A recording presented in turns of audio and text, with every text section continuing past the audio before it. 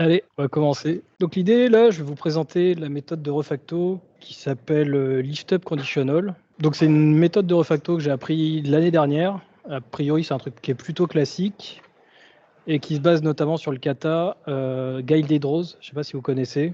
C'est un kata apparemment qui est un peu un truc connu pour servir de support pour de la refacto. Donc je vais avoir 3 étapes. Premièrement, je vais vous présenter un peu la base de la programmation, des trucs qui peuvent paraître cons, mais qui servent après. Un petit exemple pratique, et ensuite on va faire un cas vraiment concret avec Guided Rose. Donc ce qui est intéressant dans cette méthode de refacto, c'est que quand on se retrouve souvent dans notre métier face à du code legacy qui est assez dur à comprendre, mais j'ai pas du tout envie de jeter la pierre sur ceux qui l'ont fait. Ils ont sûrement de bonnes raisons de l'avoir fait. Le problème, c'est que toi, quand tu arrives dessus, tu sais pas quoi en faire, quelle est la raison de ce truc-là. Donc voilà. Donc c'est une méthode de refacto. Donc le but, c'est de simplifier le code, le rendre plus lisible, compréhensible, et puis petit bonus, mettre des tests derrière. Donc je vais pas mal me servir de Rider et des outils intégrés de refacto, parce que en théorie, Rider te dit si les changements qu'il fait vont changer quelque chose et vont dénaturer ton code ou pas. Et je me sers pas mal de Copilot. Je sais pas si vous avez un avis là-dessus. Moi, j'aime bien l'utiliser parce que ça me permet de gagner du temps à certains moments. Donc voilà. Donc petit rappel algébrique. Je sais même pas si c'est algébrique ou algorithmique. Si on a true et true, le résultat c'est true. Ok, jusque-là, je vous ai pas perdu. Si on a true et false ou false et true, on peut simplifier ça en false. C'est une condition qui sera jamais exécutée. Là, c'est les cas un peu plus intéressants. Des fois, j'ai besoin de le reposer sur le papier. Alors, la base, c'est quand non A et non B, ça équivaut à non A ou B. Et on peut le poser là, sur ce tableau, juste en dessous. Vous verrez bien que c'est bien la même chose. Donc, il y a l'équivalent dans ce cas-là. Non A et B, c'est non A ou non B. Et encore une fois, non A, je ne vais pas le dire, hein, mais vous voyez l'idée. OK, donc petite démo. Le lift-up conditional, c'est une méthode de refacto qui sert à remonter des tests à un niveau plus haut pour s'en débarrasser, rendre le code plus lisible, ce genre de choses.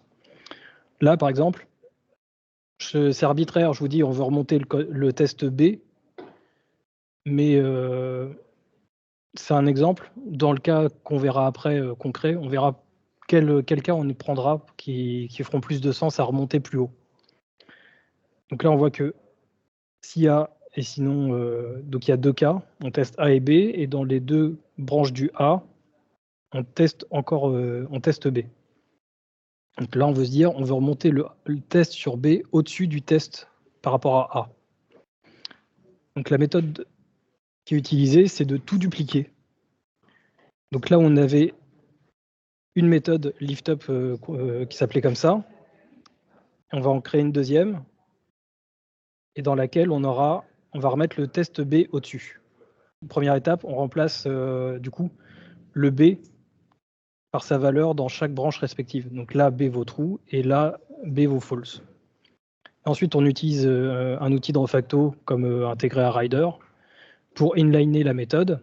Et donc tout ce qui était tout ça, ça correspond à correspond à tout ça. OK? Donc là, on a bien le B qui est devenu true, et ici, le B qui est devenu false. Donc si on continue dans ce sens-là, on peut se dire que tout ce qui correspond à true, on le garde, et ce qui correspond à else, on le supprime. Donc là, c'est ce que j'ai fait, on commente le code qui correspond au true et au else. Et si on supprime après le code supprimé, le code commenté, on se retrouve bien avec le B, la condition sur B qui est passée au-dessus de la condition sur A. Et si on regarde, on a bien A true, A false, B true, voilà.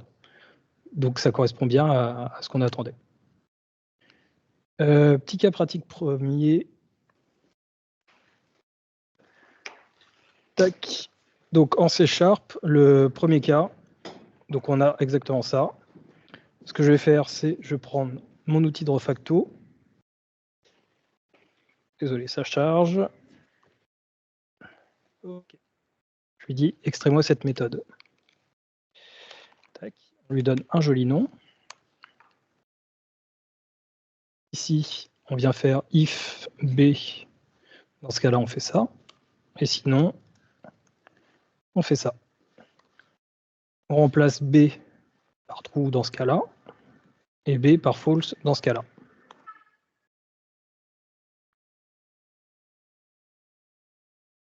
OK.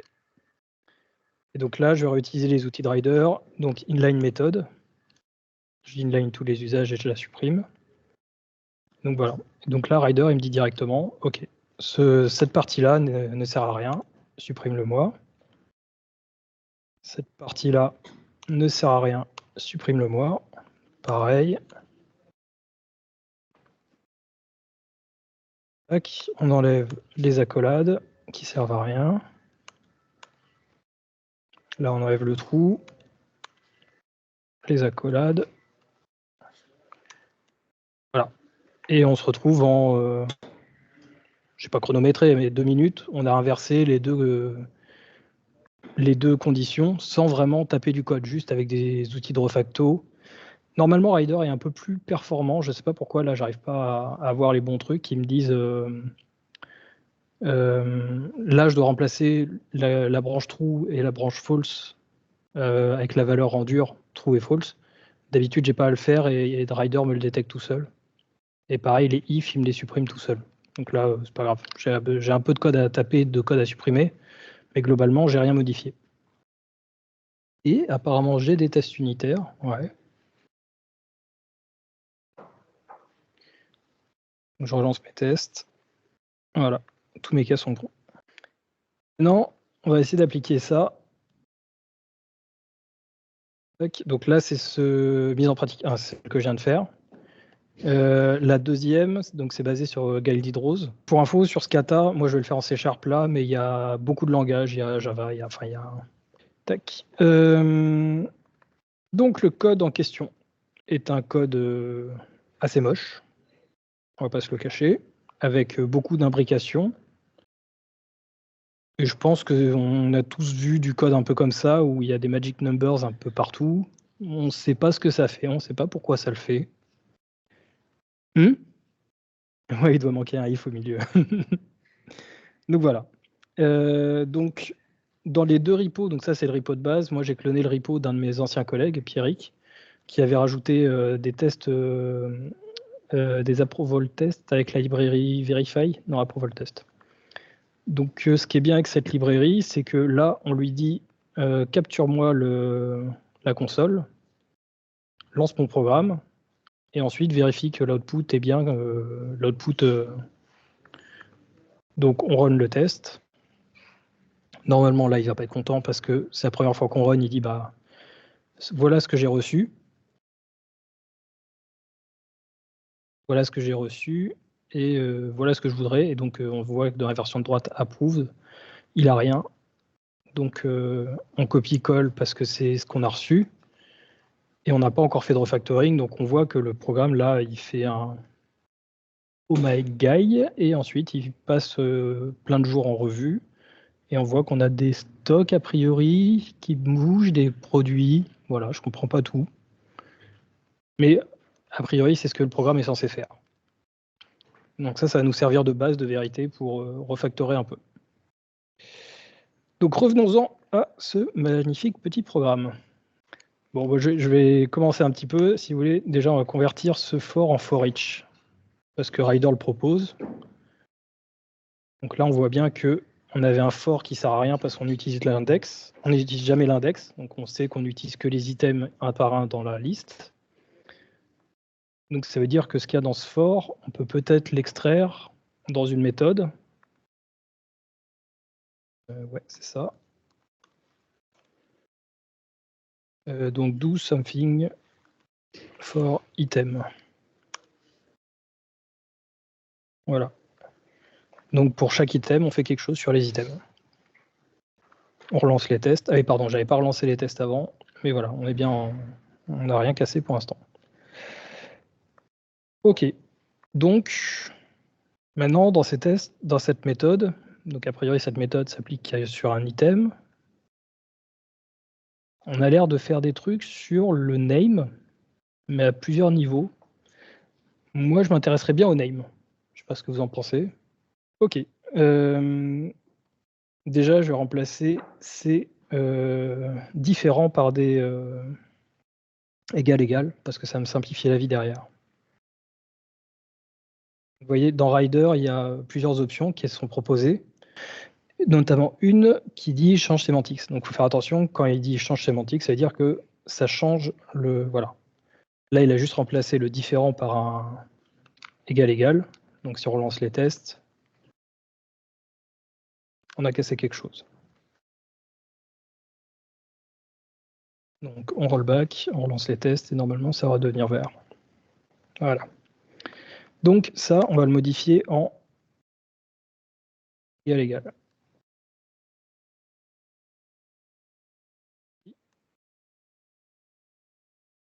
Et je vais rechercher tous les différents, parce que j'ai l'impression qu'il y en a quand même pas mal. N'hésitez pas si vous avez des questions. Hein. Pourquoi alors, je te le montre juste une fois que j'ai fini de le modifier. Pour utiliser un truc pratique de Rider. Tac.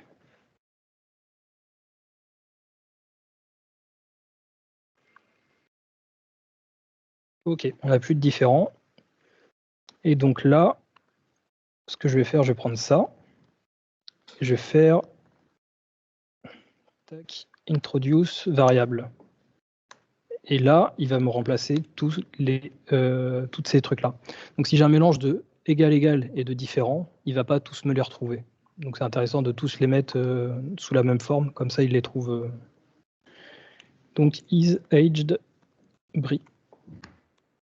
Alors la question c'est si l'objet est modifié en cours de route, est-ce que la valeur du booléen va être cohérente? Donc effectivement, bonne question. Donc on va chercher t.name. Donc là on voit que t.name pour l'instant, il est utilisé qu'en lecture. Bonne remarque, merci. Effectivement, il faut s'assurer que parce que quand on fait cette introduction de variable, des fois effectivement on peut pas se rendre compte qu'il y a une assignation en plein milieu et que du coup ça casse tout. Du coup, pour éviter ce problème-là, est-ce que finalement l'extraction de fonction serait pas mieux Alors la question c'est est-ce que extraire une fonction plutôt qu'une variable aiderait à résoudre ça? Oui, probablement. Sauf que ça rend plus fiable vis-à-vis des bugs. Par contre, ça aide pas Rider. Rider, il commence à s'y perdre un peu sur est-ce que il suppose qu'une fonction, le résultat n'est pas toujours le même. L'idée là de ce que j'essaie de faire aussi, c'est de coder le moins possible, de le plus utiliser l'IDE. Je sais que lui il se trompe moins que moi. Tac. C'est les erreurs de compilateur. Tac, is back. Stage. Passes. Ok. Ok, tiens, celui-là aussi. Tac. Je mets des noms de variables, mais je n'ai aucune idée de ce que je manipule là. Issulfuras, donc je suppose que c'est quelque chose. Donc là, on voit que ce test issulfuras, il est beaucoup plus bas. Pareil, là, backstage pages. Donc on va essayer de remonter tous ces tests-là sur les noms.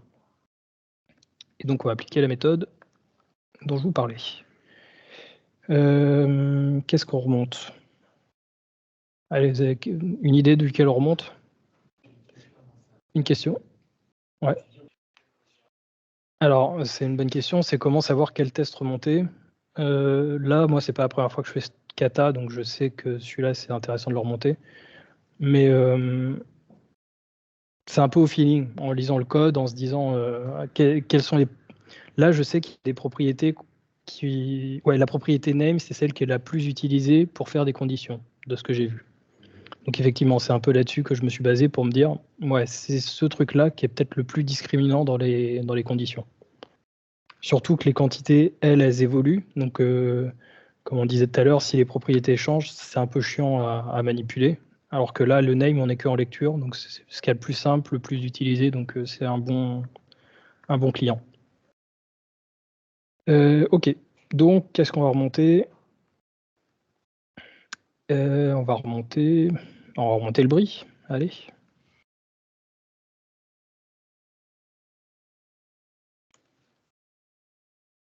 Donc pareil, on fait une méthode temporaire. Donc ici, on se retrouve avec ça. Non, if.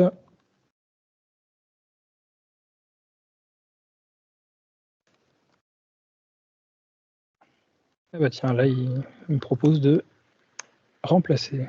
C'est gentil. Ne le proposez pas tout à l'heure. Et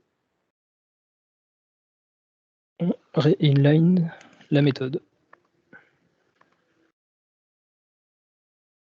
Et là, il y a des trucs qui apparaissent. OK. Donc, on va supprimer le code qui est devenu obsolète. Remove code. If non true, bah, place with false.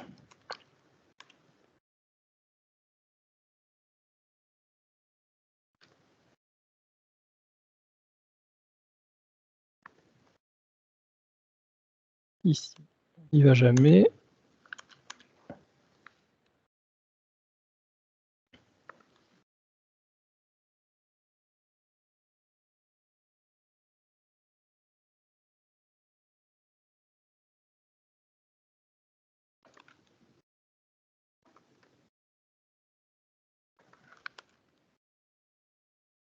OK. On lance les tests. On est toujours vert. OK. Sachant que cette méthode, elle va faire grossir le code au fur et à mesure, c'est clair. Mais l'idée, c'est que plus on va appliquer cette méthode, plus le code va se simplifier. Là, Backstage Paces, on voit qu'il est à plein d'endroits. Pareil, j'ai envie que ça soit mon prochain client. Tac. Là, vous êtes d'accord que le name, il ne peut pas avoir plusieurs valeurs à la fois. Donc ici, ces conditions-là, je peux les redescendre ici. Normalement, ça ne dérange pas. Ah, si ça dérange. OK. C'est pas grave. Je vais refaire sur tout ça. Donc, Sulfuras, je veux le remonter.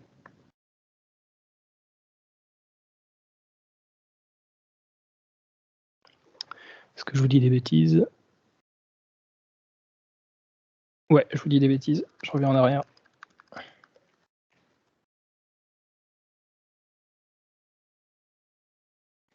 Tac. Donc ici, on sait que Sulfuras est false et Backstage Paces est false.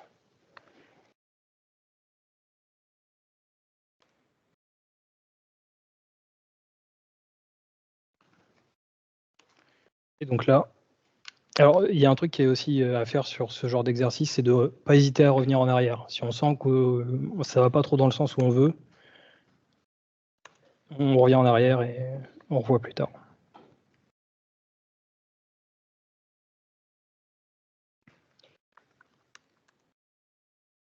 Tac.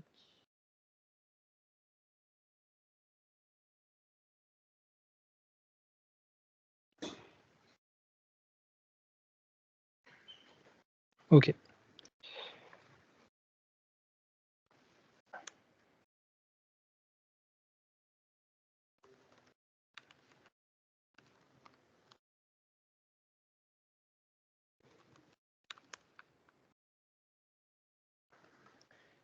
OK, on continue. On nettoie. Donc là, on est sur le else, donc tout ce qui ne concerne pas le HBRI. Donc ces deux conditions, je peux les déplacer ici.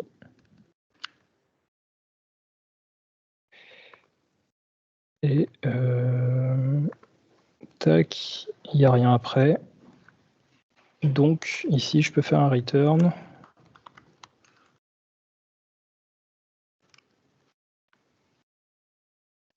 supprimer. Le else, ok. Pareil. Là, backstage passes, bah on va le remonter. Ah non, tiens, là c'est quoi? Expression is always true, donc remove. Tac.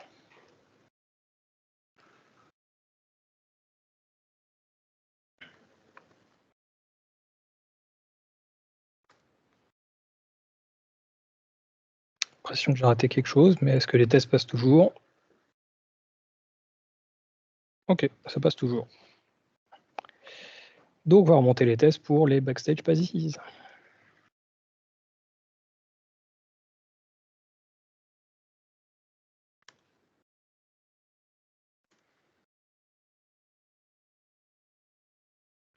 Tac. Donc if backstage passes.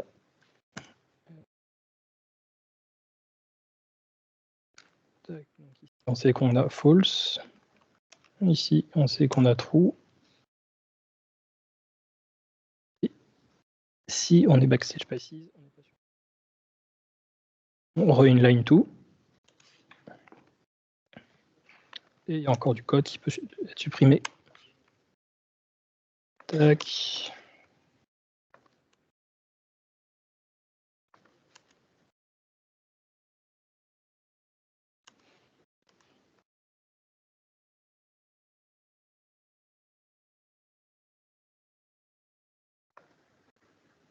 Ok. Donc,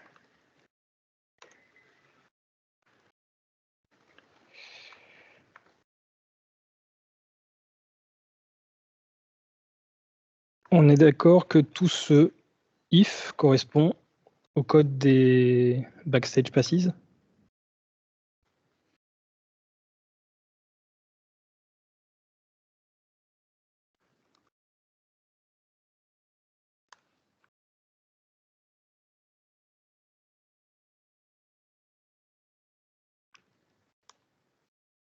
Ok. On lance les tests. Et on est toujours vert. Donc c'est pas mal.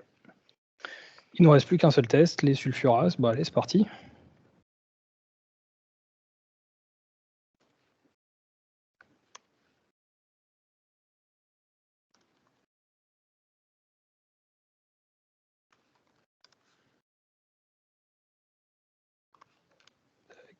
Donc là, c'est true. Là, c'est false.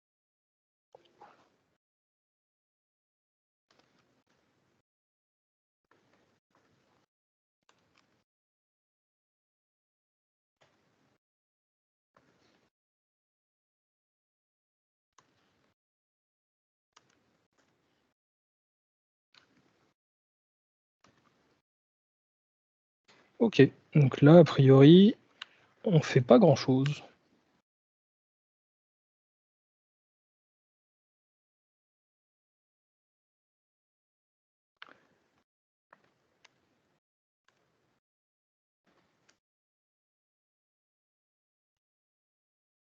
Bizarre. Bah, je sais pas. Est-ce que les tests sont toujours bons?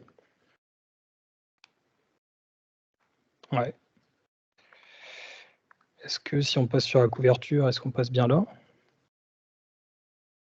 Marche pas la couverture? Ouais.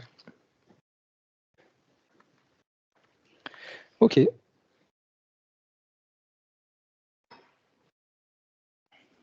Donc, tac. Something for known item. Ok.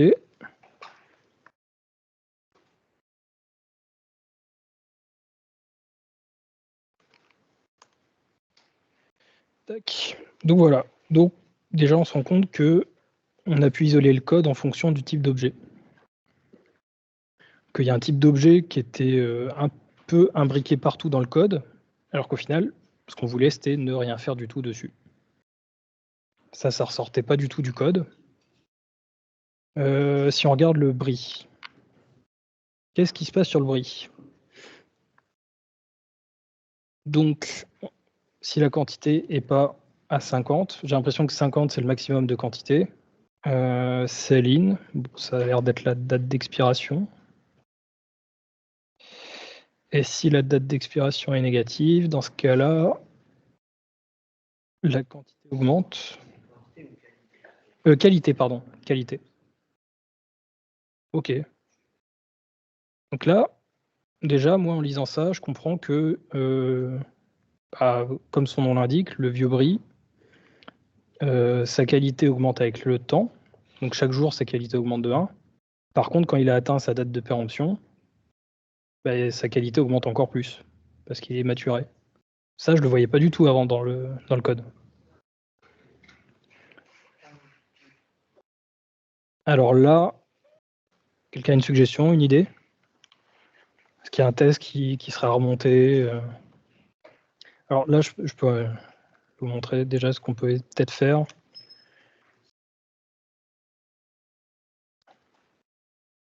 Donc là, on peut rajouter un deuxième test si la qualité est inférieure à 50.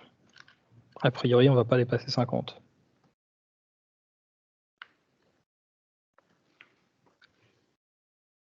Du coup, ce test-là, a priori, il ne sert plus. Est-ce qu'on est toujours bon? On est toujours bon. Oui, on peut faire une fonction effectivement de ce qui est identique. Tac. Extract méthode. Ouais.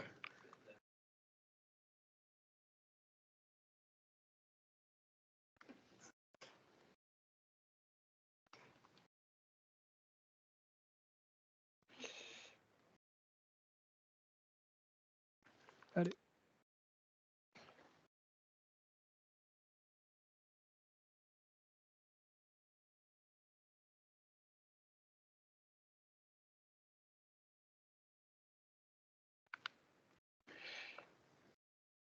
Ok, et là, bah, on a l'inverse. On a decrease quality if supérieur à 0. If quality inférieur à 0. Ok, donc c'est égal à 0. Ok, donc si on a dépassé la date de vente, ça coûte 0. Ok. Est-ce que ça vous va comme ça? Moi, je trouve le code assez compréhensible là. Après, on peut encore faire des optimes, mais... Ah, ça, on n'est pas en immutable, ça c'est clair.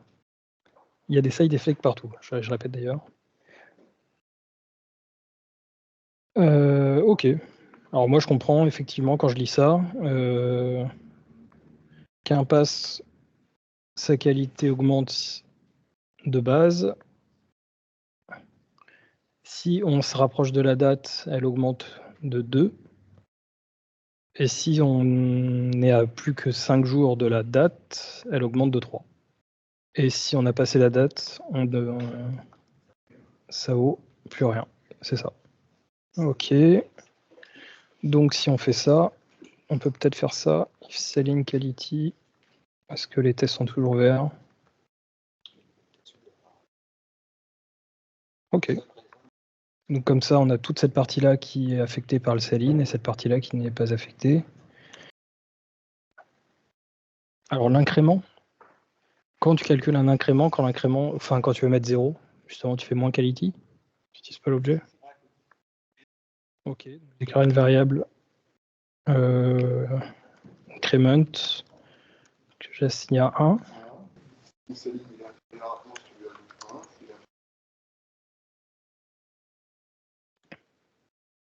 Oui, après, on peut faire comme ça.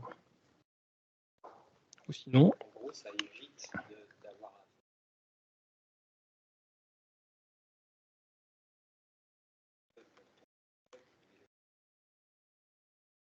Je me souviens plus de la syntaxe. Tac. Supérieur à ou égal à 12, c'est 1. Supérieur ou égal à 6, c'est 2. Supérieur, et sinon c'est 3.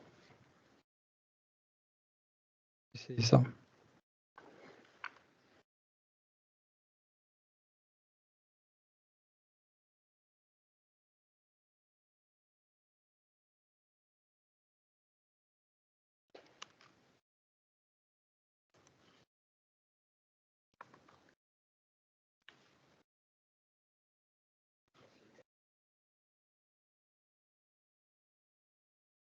Oui, l'item.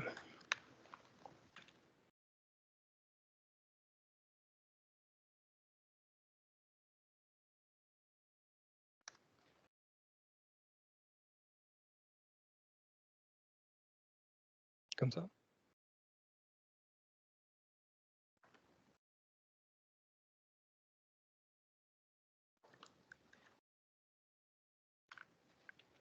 Est-ce qu'on est toujours bon? Est-ce que ça vaut le coup de garder la méthode? Xavier a raison, il y a une erreur. Il y a un trop. Parce que c'est 11.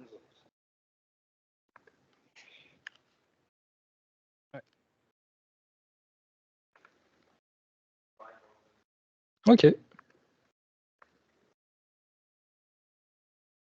On va affecter là direct. Ouais, je vais la méthode. Ok. Pas besoin de méthode.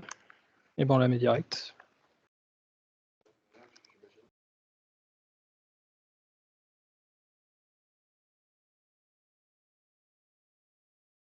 C'est ça que tu veux dire? Non, parce qu'il faut toujours décrease le Céline.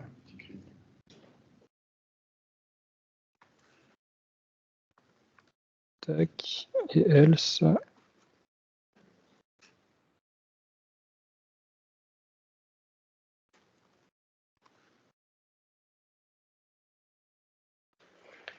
Ok.